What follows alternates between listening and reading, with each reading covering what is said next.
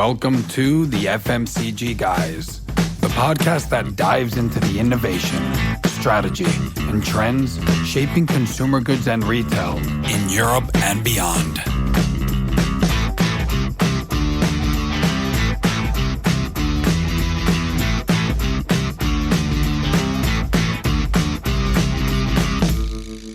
Welcome to the FMCG Guys podcast. I'm Daniel Torres. If this is the first time you tune in, you want to know that this is the show that gives visibility to the top voices in consumer goods and retail in Europe and beyond.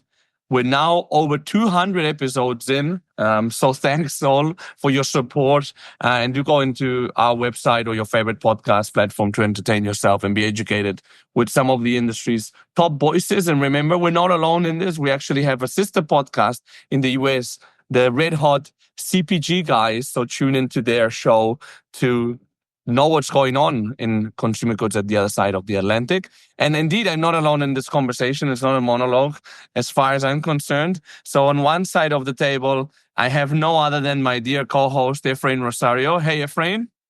Hey, Daniel. Good to be with you as always. Getting cold in Amsterdam, I hear. It's a bit cold, but it is November after all when we're recording this. So, we should expect it to be a little bit seasonally cold. Yeah. And by the time this airs, it will be towards end of year. So in December, I have a question for you. Like, looking back, what's the year been like for you? What are your key highlights? For me, it's obviously not Real Madrid winning the Champions League. That was probably one of the lowest moments of the year. Yes, but I think if I remember correctly, and you'll correct me on this if I'm wrong, didn't Barcelona beat Real Madrid most recently in the most recent Clásico? 4-0 in the Bernabeu. Yeah, there you go. So you have some things to look forward to as well. But to answer your question, I think, first and foremost, I have to think about some of the times that you and I have been able to get together with the rest of our FMCG Guys community, whether it be at Shop Talk Europe back in June, but also thinking about our own event, Candid Commerce in Amsterdam earlier this fall. So, those to me have been two of my highlights of this past year. But, obviously, I think it's setting us up to do some bigger, better things in the year to come. Absolutely. Starting with Candid Commerce number 2 in London. Right. If the plans don't change, Feb 12th. So get in touch if you want to join that event. I can promise it will be a lot of fun. I'll make a lot of jokes, and most importantly, we'll have some very senior people in the industry attending. But let's look at the other side of the table. So we're going to end this year here at the FMCG Guys with a bang, and it's no other than Unilever's Peter Dekkers, who's the General Manager of Nutrition for Europe, Middle East and Turkey, Australia and New Zealand, and also head of Unilever Netherlands. Hey, Peter, how are you? I'm good. Good morning. And I'm 30 kilometers south of Amsterdam in Utrecht. So we're close. We're close to each other. After a very stormy night last night, it's pretty calm and the sun is shining. We have a blue sky here. It's a bit cold, but thanks for being there. It's really great to join. Yeah. And Utrecht, a very dear city of mine where I did my university exchange. What I think now coming up to 12 years or something like that. Time flies. I thought I was still young, but then when I look at these numbers, I realize I'm not anymore. Well, how can I say? Hopefully, Peter, you didn't run into me when I was doing my exchange here, because that wouldn't probably do a good impression of me at certain times. Utrecht is full of students, so I could have missed you. I could have hid it in between. And not such a good year either for your football team, I think, for Ajax Amsterdam, no? You start to talk football now. My gosh! By the way, I was at the Champions League final of Dortmund against Real Madrid. It's amazing. It was an amazing game. Amazing atmosphere. So no Ajax. I'm a hardcore Ajax fan. So the last 2-3 years have been painful. What can I say? It's getting a bit better now, but we've had some good times as well. So sometimes good clubs have to dig a little bit deeper to get back to the top, and honestly, by the way, my purpose is, funny, and we didn't even talk about some of the questions yet, but my purpose is actually I love to play Champions League everywhere, every day, because I have an unbelievable love of football.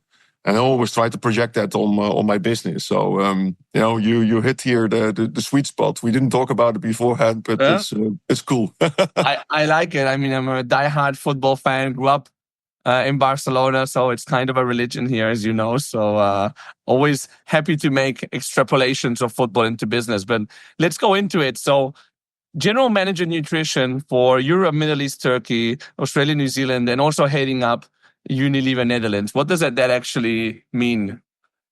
Yeah, well, actually, I'm in my last weeks at Unilever. So at the year end, I will stop after over 30 years. And my main role is managing nutrition across Europe and some other countries. Yeah, that's where I'm responsible for. So I'm leading all those countries, all those brands, the beautiful brands. And on top, I came back 2.5 years ago here in Holland after 17 years abroad. And I'm heading up Unilever Netherlands, which is, it's been here in Holland, an iconic company with iconic brands. So I'm very proud to end here leading that business. And it's been a super time. It's a fantastic company, fantastic people. And what can I say more about it? I'm just proud. What are the key brands in the nutrition portfolio? No, we've got global brands. We've got Hellmann's. We've got Knorr, or Knorr, as you say in the UK. We've got pot noodles. We've got Unox. We've got Meijer. We've got Amora. We've got a whole range of brands across snacking, savory, dressings. In Spain, of course, Ligresa. Next to Hellmann's and Calvé. I think those are a whole bunch of unique, iconic brands. I didn't know that you pronounced it Knorr.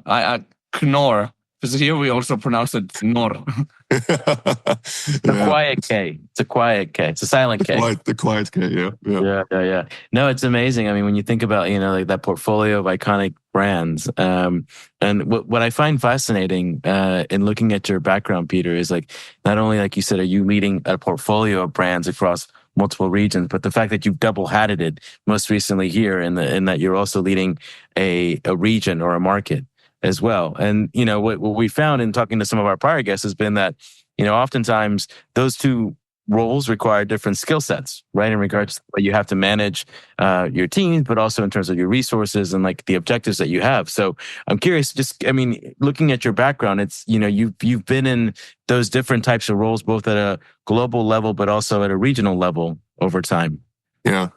Shall I go a little bit back also for background? It'd be good to introduce our guests. So I think I also hope for the listeners, I think everybody knows, of course, Unilever, but I've got a bit of a different profile background. So I've studied mathematics. Can you imagine? So wow. I studied mathematics, and then I had to do my military duty at that time, and then I joined Unilever, which I didn't know at all. When you are working in the world of mathematics, physics, chemistry, Unilever is not your usual name. But I joined then in R&D, and I spent my first 5 years in R&D wearing a white coat. And then, but I always had a fascination for a bit more the front line, and I always thought, hey, how do I get to more a marketing sales position, which is very unusual. It's not always common that people move from the R&D side to the marketing sales side, but I did, and got into sales. Then I really found my sweet spot. I love that. Was working with retailers. It's the most transparent job you have in the company. You see, whether you do a good or a bad job, you go to the store and you see it. So that's always what I like. And there I continue my job. I did a number of positions in Holland because I'm Dutch. So I spent my first 15 years in Holland, and then I moved abroad. First to Dubai.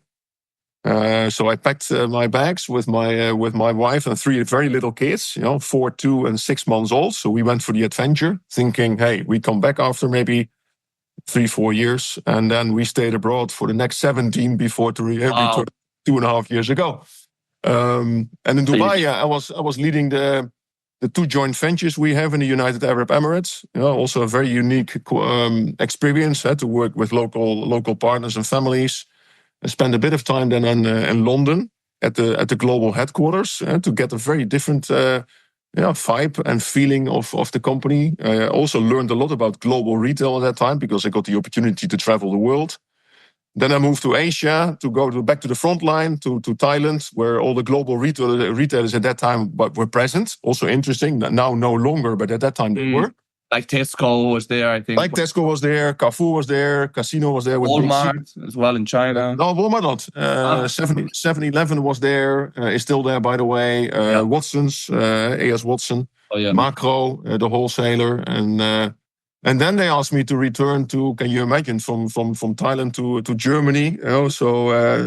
Getting into the world of hard discount. And I spent my last so many years in Germany in different roles, either as head of sales or later on as general manager for the businesses. Yeah, so worked in very, very different cultures, very different functions. It's been quite a nice journey and a nice roller coaster. I'm going to be honest. I can imagine Dubai has changed quite a lot in like the 19 years since you first moved there, no? Yeah, it's an amazing story. Yeah, it's have you been there? I have. I went there in 2018. Yeah, so you have there, of course. I was asked there to join. It was interesting. They asked me because Dubai was at this pivotal crossing of moving from a very general trade or traditional trade of operations towards a more modern trade. Because Carrefour was there as a part of the Majid Al Futtaim franchise. Then Lulu hypermarkets came up. Spinneys, it's a bit of a more high-end chain. And it was an interesting experience, because I was there to bring in, let's say, modern trade skills and capabilities. And great time to learn. Can you imagine when I left? I was running a local company of 400 people with, I think, over 23 nationalities. And I was the only one from Western Europe. Wow. So you can't get a better cultural education than going there. Yeah. And in your experience, you've combined that. You've done some HQ, more strategic, but there's been a strong bias in your career to do local P&L roles. Has that been intentional? No. If you ask me, I'm the worst example of a planned career. I always followed my heart. No one ever told me to go from R&D to marketing, sales, or general management. I did what I liked. Probably some people saw that I was doing a good job, and I just continued going in that same direction. At the same time, I had a few years in my global position in London, and I was my role at that time I was the VP Customer Development Excellence. I was the first one trying to connect all the dots across the world, because in marketing we had a full-fledged a learning operation. We learned from each other, and in sales that was very, very underdeveloped.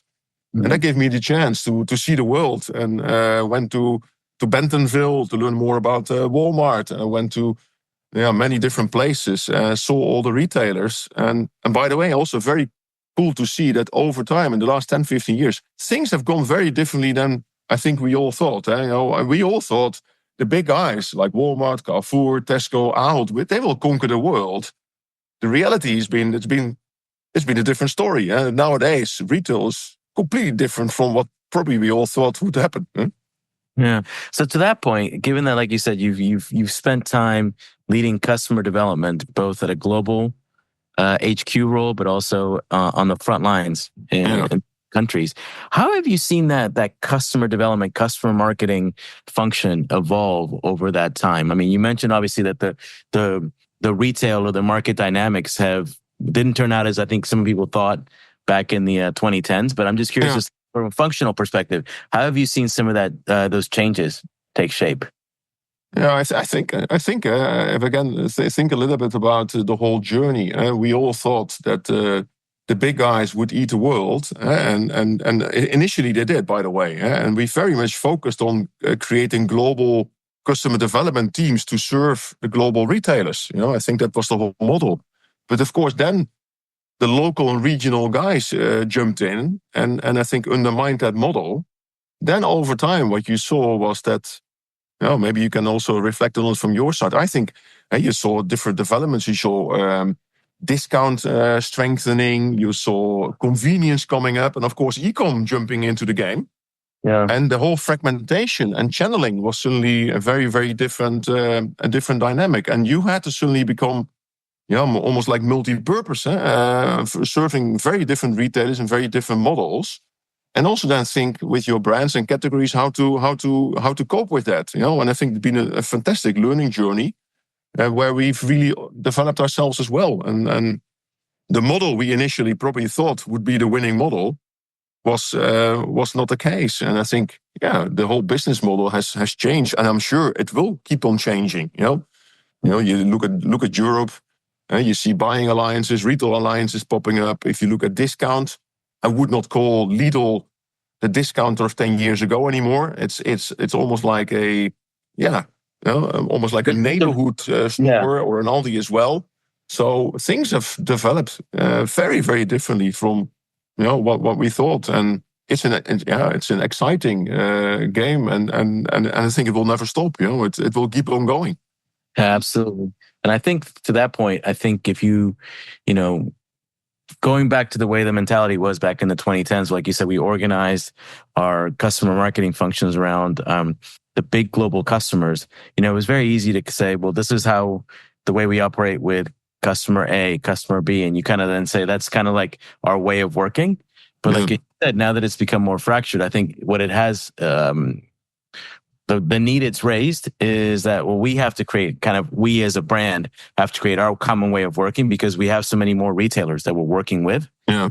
We need to figure out kind of a common way so that we can drive some of those efficiencies in terms of the way that we operate as well. It becomes less the Walmart way, this is the Carrefour way. It's like, no, this is the Unilever way of customer marketing in a way. I also learned in my time, and I also personally invested a lot, even when I was an account manager myself, invested a lot beyond in the relationship beyond your direct contact, your buyer or category manager, because there's a whole world behind there. And I think nowadays with the whole data side, with retail media, I think there's so many more disciplines now which you need to touch yourself or with your teams in order to get the best out of it, because that's it's a different game. And also, if you want to talk about how to grow the cake, as I would call it, you want to grow the cake, then you need to think about where do you find your strongholds on both sides and how to connect them, because otherwise it becomes always a discussion only about price,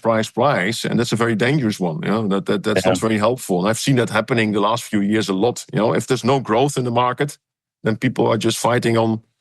It can be a bit of a cutthroat exercise, and it becomes either a win, lose, or lose-win, or even a lose-lose, rather than how to grow the cake and share the bigger piece. Huh? Yeah. So how to grow the cake? I mean, what's like the route to go more towards value than price as we are now?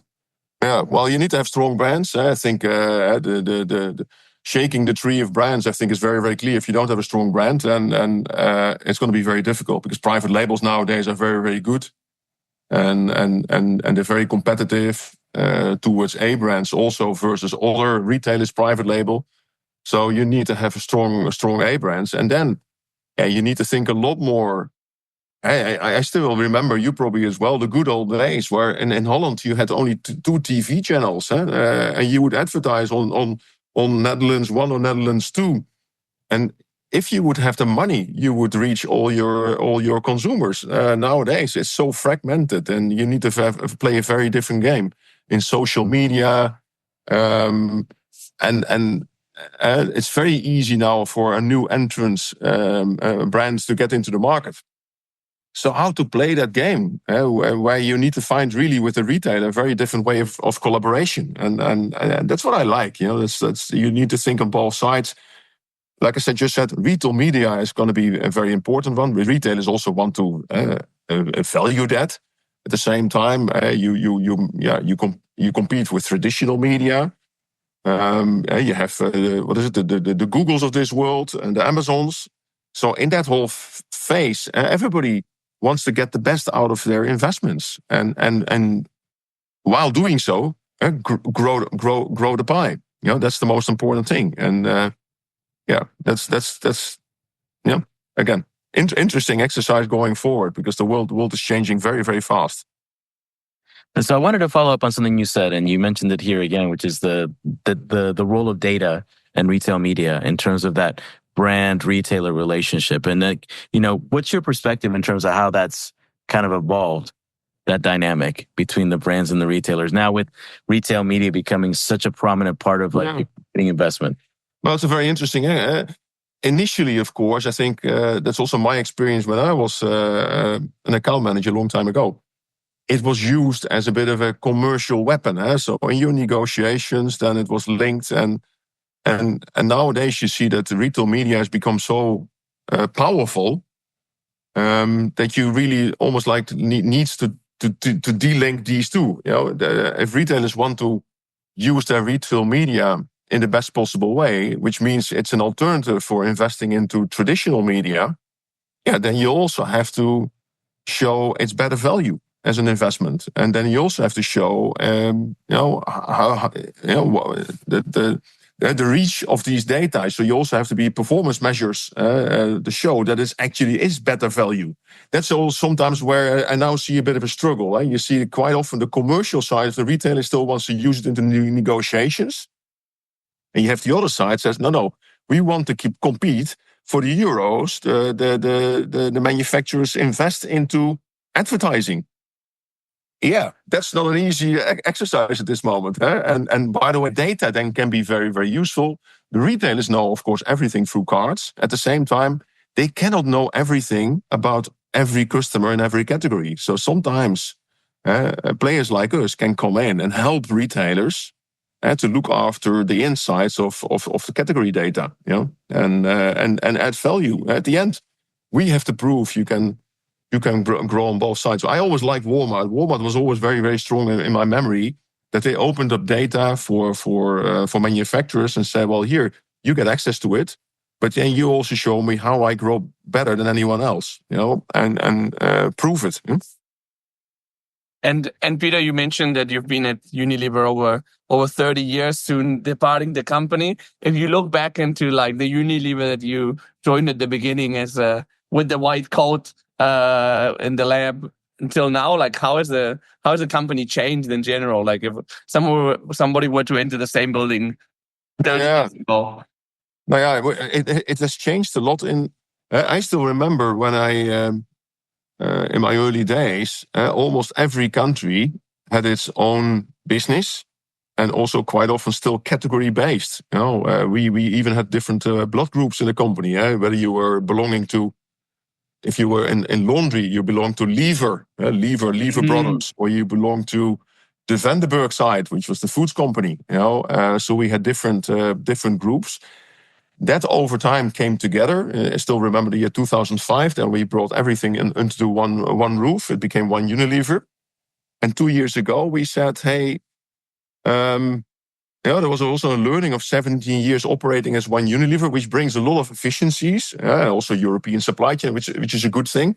But also the risk is that you start to manage your categories very much alike, and selling a deodorant is something different from selling an ice cream or a jar of helmets. And now more recently, we've gone to a category first approach again.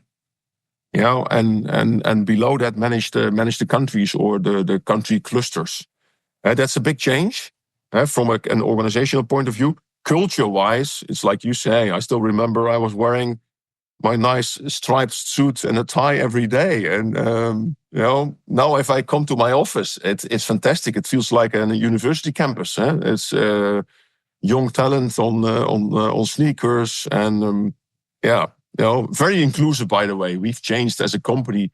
We're an unbelievably inclusive company. That's what I like. By the way, it's very diverse. Plus, I think also what changed a lot. Even though sustainability was always in our roots, if you go back to Unilever's being founded based on sustainability elements in the margarine business, but also the soap business, that is something I think we started to deepen a lot stronger in the last 10 years, and it's also a massive point of attraction for young people to join the company. Yeah, and I imagine given again, not just the duration of time that you've been at Unilever, and like have you seen it grow and evolve as a a company and the culture. But I also imagine your individual leadership style has evolved as well. The wealth of experiences that you've had in different cultures and in different functions as well. Yeah. Could you speak a little bit to that in terms of how your own leadership style has changed? Yeah, I honestly, in my early days, I always thought, there was a misconception that you had to be the gorilla on the rock. It was always these strong leaders, and I wasn't like that. I'm a bit more first of an observer. I first need to feel myself comfortable. But I've developed my own style, and I think especially being able to go around the world, live in different cultures, live in different countries.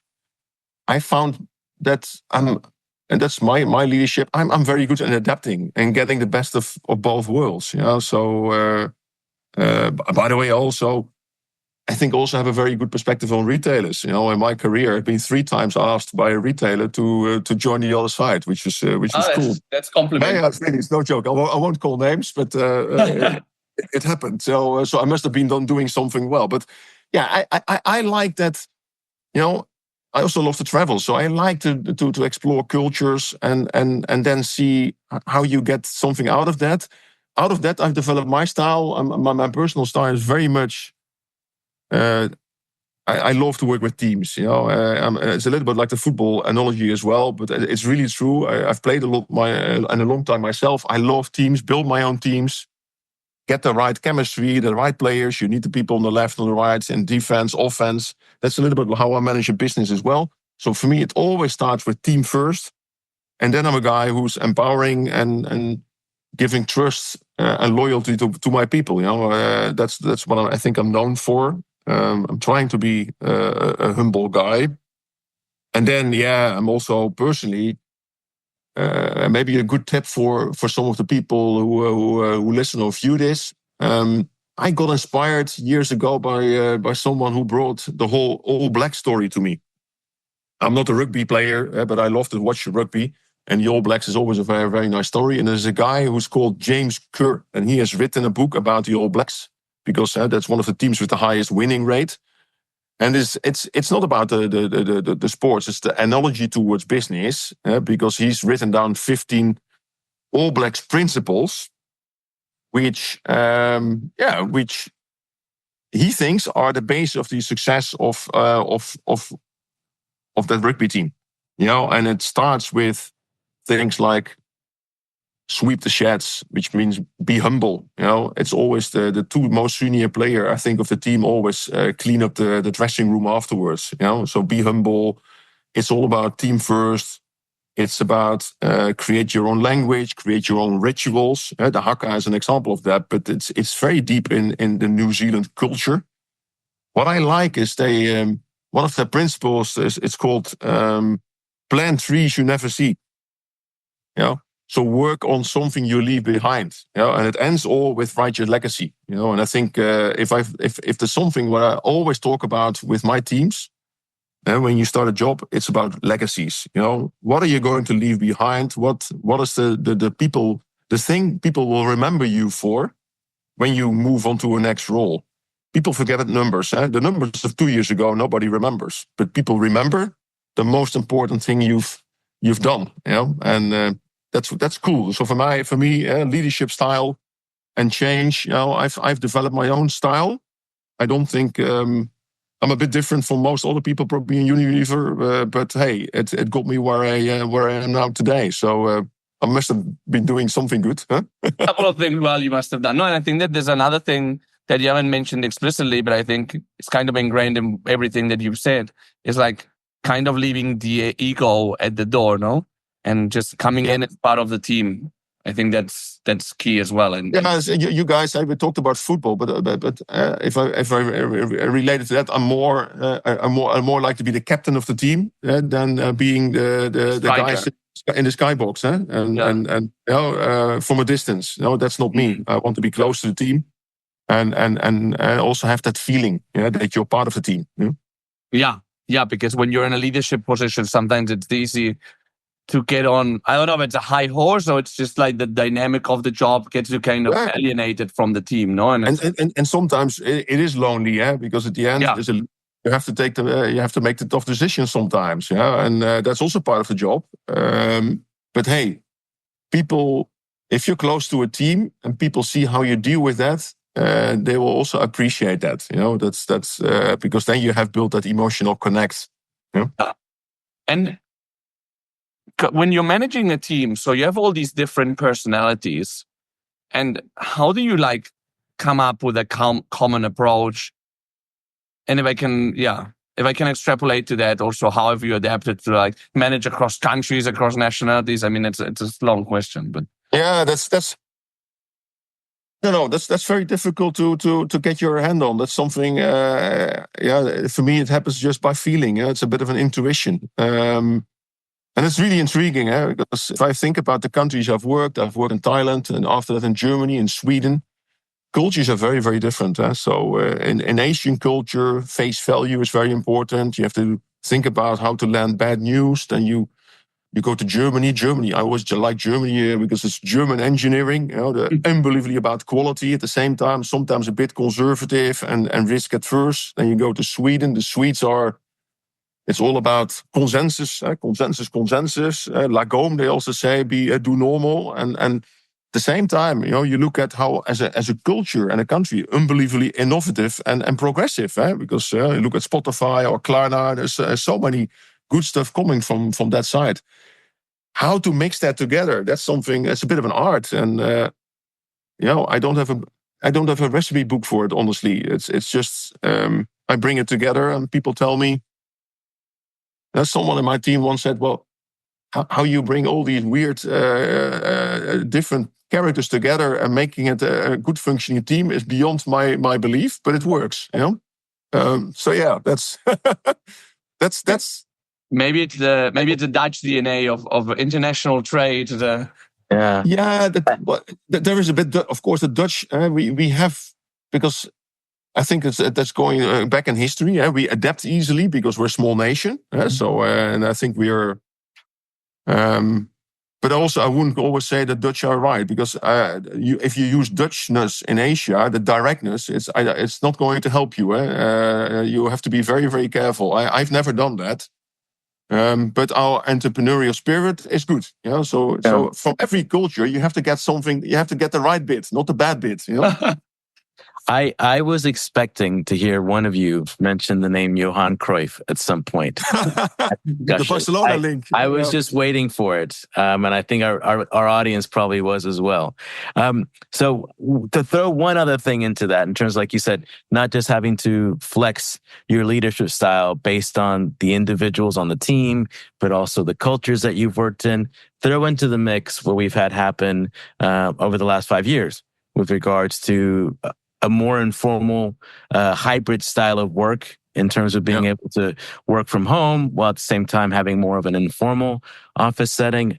Given everything you've seen and the way that you've been very flexible and able to adapt, where do you see, or where do you envision the corporate world in the next few years to come? Yeah, that's the crystal ball. If I would the answer there, then I think I should go to the casino because I'm not sure, honestly. My personal style, I love to be in the office, because I want to see people myself, and I think there's an element where the magic happens sometimes in the office. If you want to be creative, or if you want to work on innovation, I think it's when people come together, and but still people want flexibility. And sometimes you are more efficient when you work from home. So it depends on the type of work you do at the moment. And so this hybrid world, I think, will evolve into some kind of model where I think we will try to get the best out of it, whatever the individual needs. Because it's also, be careful, not everybody has the same style. Some people are very good when they are every day in the office, and other people are very good when they are maybe only one day in the office or 4 days from home. It depends on the type of job. But again, for me personally, I love to be around people because it gives me, it gives me more inspiration. And I'm convinced that for certain tasks, like I said, creativity, you need to bring people together. I think that's very difficult to do that in some kind of, digital environment. Although some people will disagree with me, but that's fine. We don't all have to agree on this, but yeah, we'll see what happens. I think that we move from an extreme to another extreme. The swing will move back. The question is where it will balance out. And you see a lot of companies are, I'm not saying struggling, but everybody tries to find the right solution. I think no one has really found it. I see, of course, companies saying, well, no, you have to go back to the office. But hey, people have tasted a different way of working. So I think it's probably we need a more individualistic approach. Yeah, I think that the topic. What do you think? Yeah. Yeah, well, I'm an extrovert, so I love being around people, and even I work like I have an employee only, but I come to the office because I like to get out of home and I feel like it's my workspace. And I see from a lot of my friends and so on that when they've gone back to the office, they've been much more productive. I feel like with the pandemic at the beginning, there was a sense of like everyone was on the same boat, everyone was working from home, and people were rallying around that. But that after 6 months or a year, kind of. Yeah, I agree, Daniel. I think we were pleased initially because we were surprised that you could work suddenly all from home and the machine was still running. At the same time, I think it was quite stressful. It felt you were never relaxed at home. At least that was for me a bit more difficult. You were always on. It was 24/7. You were on. And that's also not right. But hey. I agree. I think like you said, I think it's not just the individual, it's the task in terms of like, what it is that you're working on.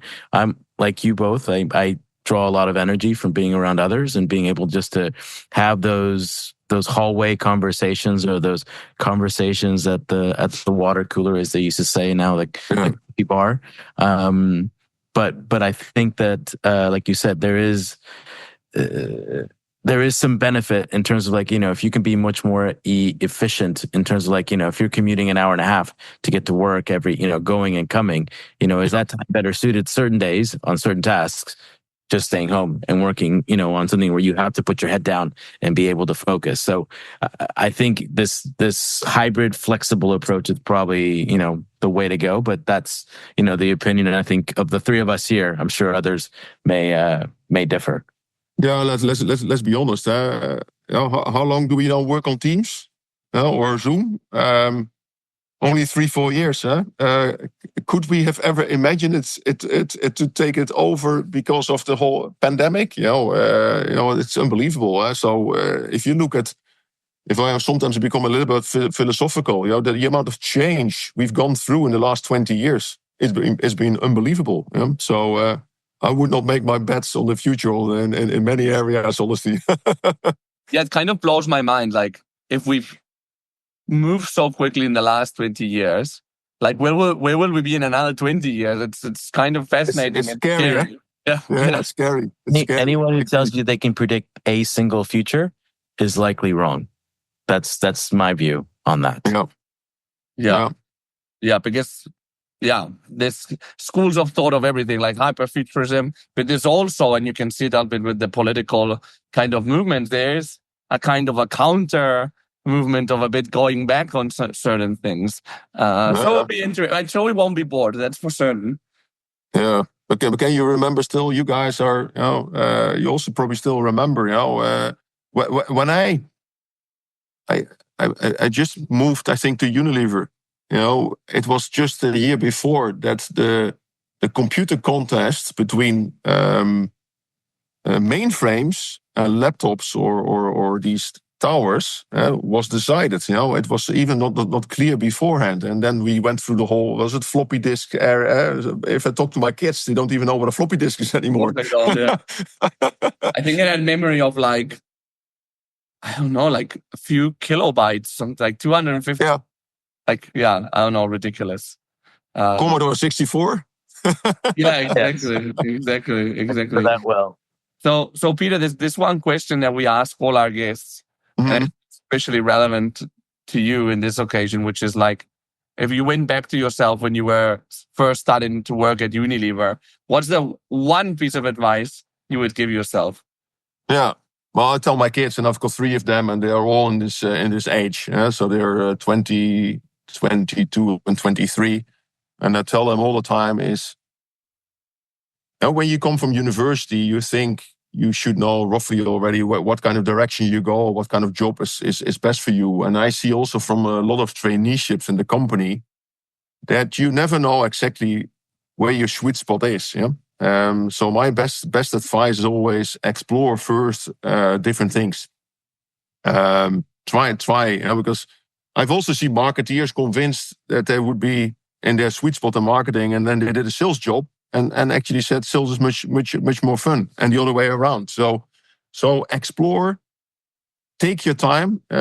In a multinational, it's not always easy. People always think that they need to go on the track and become the CEO in 5 years' time. That's not possible.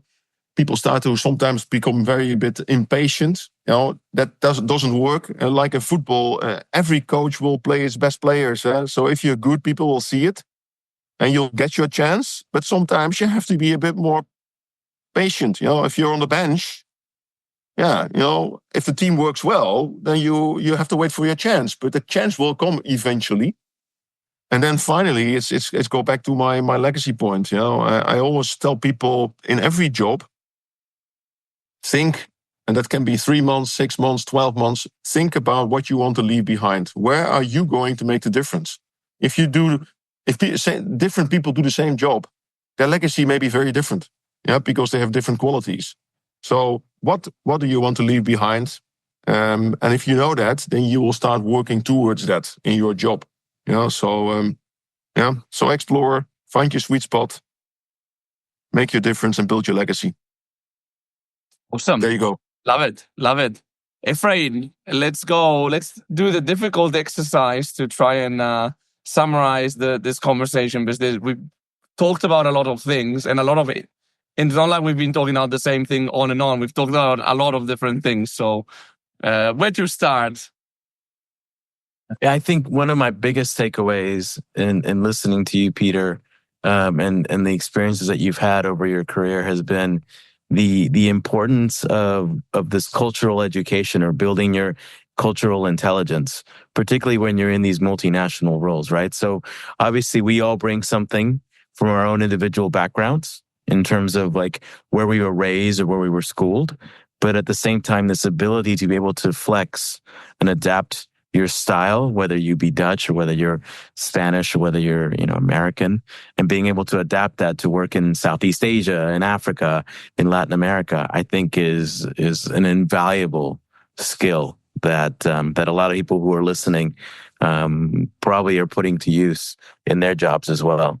Yeah, I love the fact also that you admittedly don't plan your career, and the fact that you started in R&D and then went into sales makes me think more than surprising that you went into sales. My surprise is that you actually started in R&D, that seeing how you developed your career later.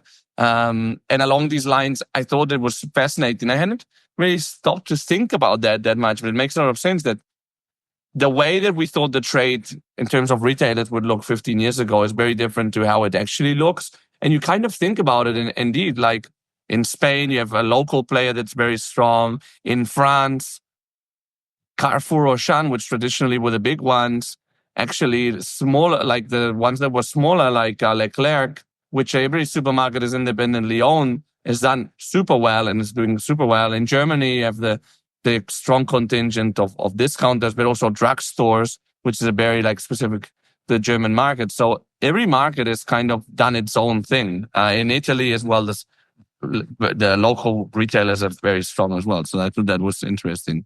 And if I could dovetail to that, I also really enjoyed that you mentioned the shaking the tree of strong brands and the importance of having these strong, iconic brands. Obviously, as somebody who works at a corporate brand as well, it's always really important to hear that in terms of that these brands have a place and they bring value in terms of not just for consumers but for our customers as well. And I think it dovetails into what you said, the retail landscape changing, in that, because we are having to be able to work effectively with so many different retailers in different regions or different markets, like you having a point of view in terms of, like, for example, how you want to think about customer marketing or customer development as the brand is really, really important as well.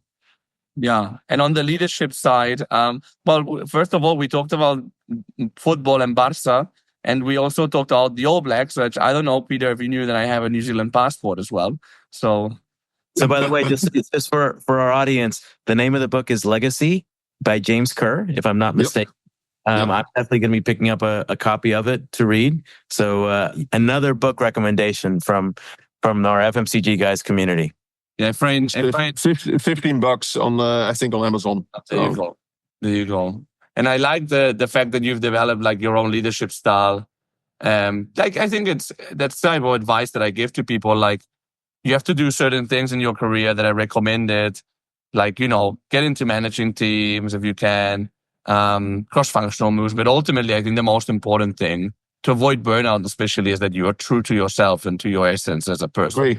And learn. I will also like as well. You learn from good leaders, but you also learn maybe from not so good leaders. Oh yeah. So I think just watch, observe, and then think what fits your style. Yeah, exactly. Cool. Well, look, really enjoyed this conversation, Peter. Thanks so much for coming, and we'll be in touch. It was a pleasure with you guys. Great morning. So really cool. Thanks a lot. And we didn't talk Johan Cruijff too much, but that could fill that's for next time. That's for the next episode. We'll probably do a spin-off of something mixing business and football. That would be a fun one. Well, look, thanks to our audience as well. If you enjoyed this show, please leave us a comment in Apple Podcasts. That will help us a lot to get more visibility and for other professionals in consumer goods to run across this podcast. Have a great day, and we'll see you in the next episode of the FMCG Guys.